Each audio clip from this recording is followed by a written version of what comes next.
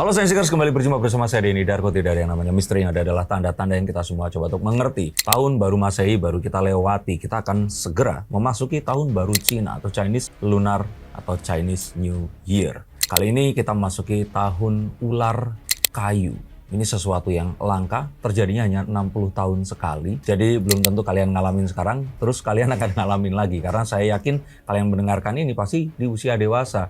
Otomatis ya 20 tahunan yang saat ini kalian berumur itu tadi. Kalau nambah 60, 80 tahun, ya semoga good luck ketemu ular kayu lagi. Tapi, apa yang akan kita bisa dapatkan? Saya berkesempatan ngobrol dengan teman-teman dari Indigo Entertainment dan yuk kita akan lihat apa yang akan diberikan oleh Shio atau tahun ular kayu ini kepada kita.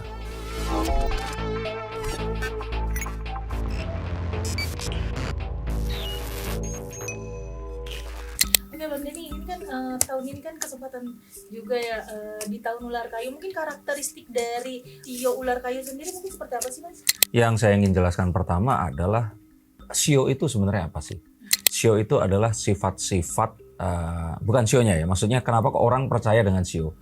Dianggap Shio ini, itu ada 12 Shio, ada 12 hewan yang waktu itu dipanggil oleh Raja Langit untuk menjaga pintu surga. Nah urutannya itu diurutin siapa yang datang duluan, akhirnya menjaga itu tadi. Nah 12 Shio ini mencerminkan hewan-hewan yang memiliki sifat-sifat yang berkaitan dengan kehidupan masyarakat Cina saat itu yang memang sangat dipengaruhi oleh kebudayaan bercocok tanam atau agrikultural. Dan sifat-sifat yang positif ini tadi itu adalah sifat yang diharapkan bisa kita miliki, dan sifat negatif atau sifat yang mungkin mengancam atau hewan biasanya memiliki tujuan untuk bertahan hidup ya, itu adalah sifat yang harus kita waspadai. Nah dari ular kita akan tahu bahwa ular ini termasuk hewan yang usianya itu cukup panjang dibandingkan kebanyakan yang lain, tapi jangan dibandingkan dengan kura-kura ya. Dan ular ini memiliki sebuah karakteristik hewan yang unik karena dia melata, tidak memiliki kaki dan tangan, yang menunjukkan bahwa saat dia ini bisa bertahan hidup dengan kondisi tubuh yang berbeda dengan kebanyakan hewan yang lain, itu menunjukkan bahwa ular ini hewan yang cerdas, dia juga bijaksana, dan dia juga tahu cara mempertahankan diri. Dia juga memiliki senjata yang mematikan dengan bisa yang dimilikinya, dan yang lebih menarik adalah ular ini itu bisa berganti kulit. Nah sifat-sifat ini yang harus kita waspadai, yang ini akan semakin atau mungkin lebih besar akan terjadi dibandingkan di tahun-tahun yang lainnya. Jadi hal-hal yang berhubungan dengan perubahan diri atau hal yang berhubungan dengan kebijaksanaan, hal-hal yang berhubungan dengan umur yang panjang, ini adalah yang akan kita hadapi nanti. Jadi kalau saya catat di sini misalkan dalam kesehatan seperti itu. Nah, di tahun ini ada baiknya kalau kita memiliki sebuah resolusi untuk berubah penampilan. Karena ini akan membantu kita dalam kesehatan kita. Jadi kalau selama ini mungkin dianggap, aduh kok perut saya lebih buncit daripada tahun sebelumnya, atau saya memiliki kebiasaan buruk suka begadang, ada baiknya kita memperbaiki hal ini tadi. Karena di tahun ular, biasanya kalau kita pasrah-pasrah aja, kondisinya malah akan semakin buruk. Karena di tahun ini tantangannya akan lebih besar. Dan untuk mengambil keputusan, karena ular ini adalah hewan yang tidak memiliki kelebihan dibandingkan hewan yang lainnya, yang kalau ayam kan dia memiliki kaki, kalau misalkan seperti kera atau monyet itu memiliki mirip manusia dengan tangan dan jari dan juga kaki. Nah artinya kewaspadaan untuk mengetahui apa yang kita miliki dan tidak kita miliki, sehingga saat mengambil keputusan kita memerlukan banyak data untuk kita analisa dan mengambil sebuah keputusan dengan berpikir panjang terlebih dahulu, dan jangan mengambil keputusan sifatnya itu impulsif. Untuk hubungan mungkin kita harus nggak boleh terlalu protektif, kita harus bisa lebih merasakan tenggang rasa apa yang difikirkan oleh lawan komunikasi kita, baik bisnis, percintaan, atau hubungan antar manusia. Dan untuk mengembangkan diri, lepaskan segala sesuatu yang berhubungan dengan masa lalu. Tapi kita harus mempelajari apa yang dibawa masa lalu ini kepada diri kita.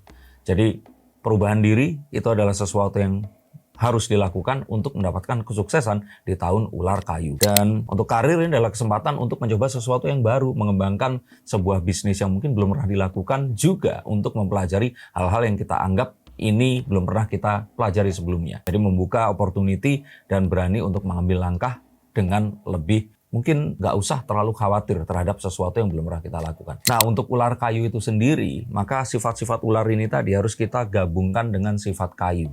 Nah sifat-sifat kayu ini kan sifat yang seperti selalu bertumbuh, ya sifat ini ya, kayu tumbuhan itu tadi selalu bertumbuh kokoh, bijaksana, juga kreatif. Karena kayu ini sendiri kan bisa dipergunakan untuk apapun. Nah, ular dan kayu ini tadi kalau bisa digabungkan dan mengetahui bagaimana cara lebih bijaksana lagi untuk melakukan perubahan, cara untuk lebih bijaksana lagi melakukan sebuah perjalanan, karena ular pun melakukan perjalanan yang jauh, ini akan membawa good luck, fortune, dan juga umur yang panjang.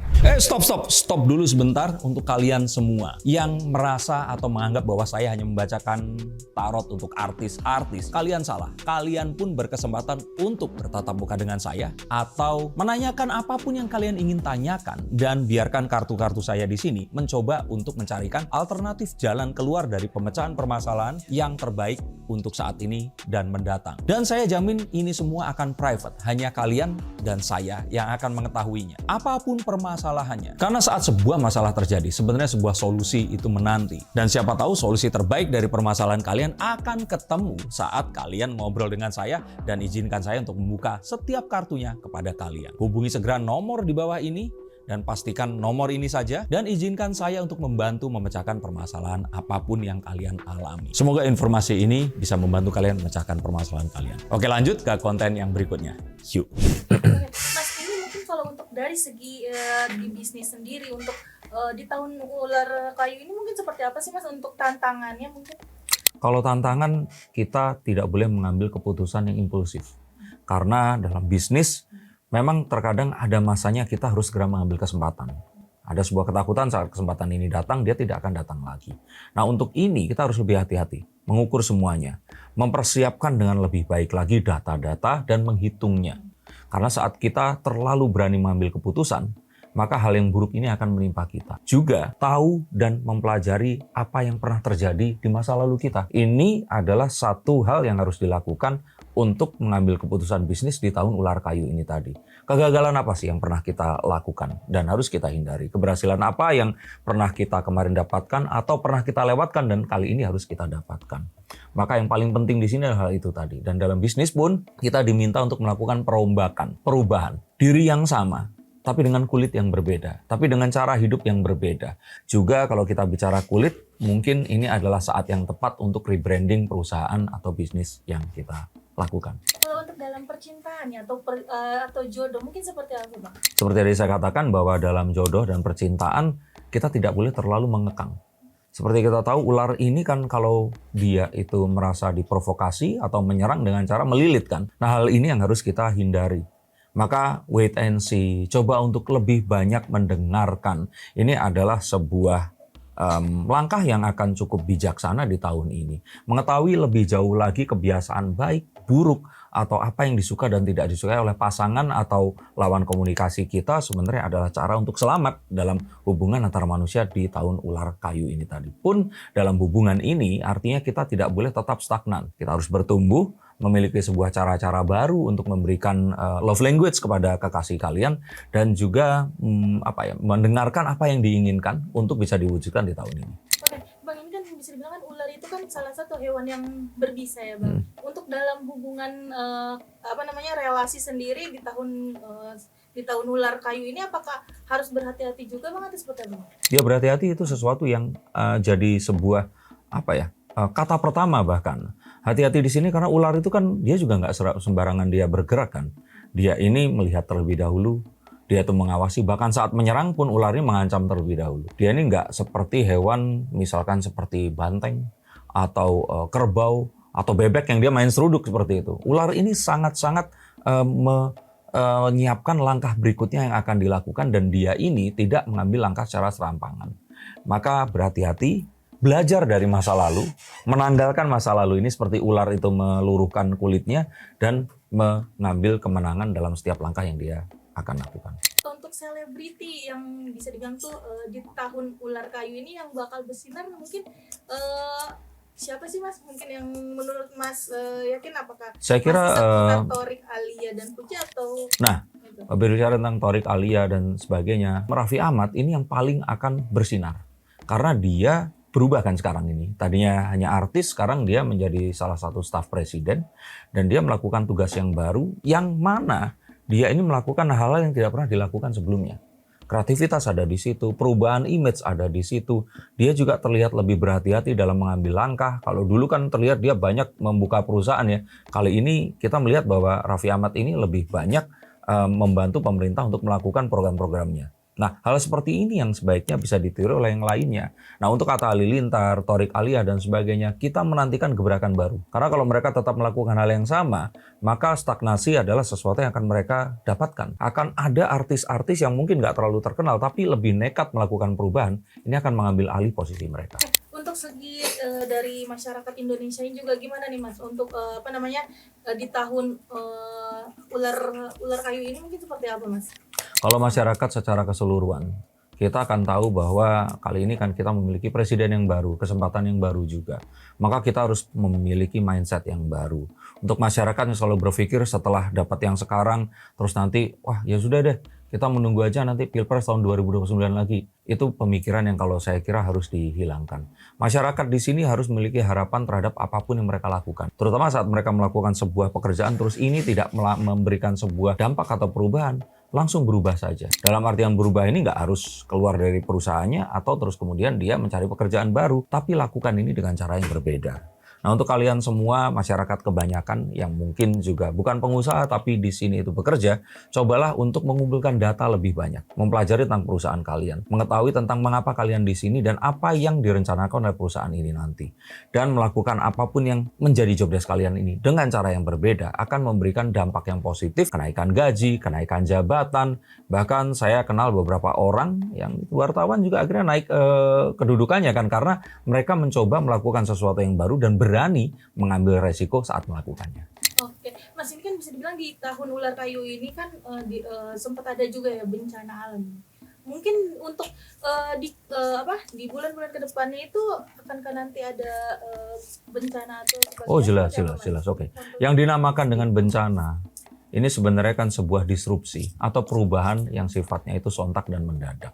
Nah, ini menjadi sebuah bencana karena kita tidak berhasil memprediksikan hal itu tadi. Kalau kita sudah berhasil memprediksikannya, maka kita akan bisa untuk menanggulangi hal itu tadi. Nah, saya katakan demikian ini karena memang di tahun ini banyak hal-hal yang terus kemudian akan berubah, secara alam pun juga akan seperti itu. Tempat-tempat yang tadinya itu misalkan musim dinginnya belum terjadi di bulan itu, ini terjadi lebih cepat. Tempat-tempat yang musim panasnya biasanya itu biasa-biasa saja, ditambahkan angin, terjadilah kebakaran besar seperti yang ada di Los Angeles itu tadi. Maka perubahan ini memang terjadi. Seperti tadi saya katakan, sebagai ular, kita harus mencoba dan bisa untuk tahu apa yang ada di depan kita, perubahan apa yang akan terjadi, kita melihat dari data yang ada, dan mencoba untuk mereaksi itu tadi dengan persiapan yang lebih baik. Maka tahun ular sejatinya adalah tahun perubahan. Perubahan yang seperti apa? Kalau ular itu perubahan, kayu ini sesuatu yang terus bertumbuh, meminta kita untuk terus belajar. Kayu ini adalah kreativitas, meminta kita untuk berani mengambil sebuah keputusan yang belum pernah kita lakukan. Dan kayu ini juga sesuatu yang sifatnya itu bijaksana. Maka kita tidak boleh bersombong tentang perubahan ini tadi.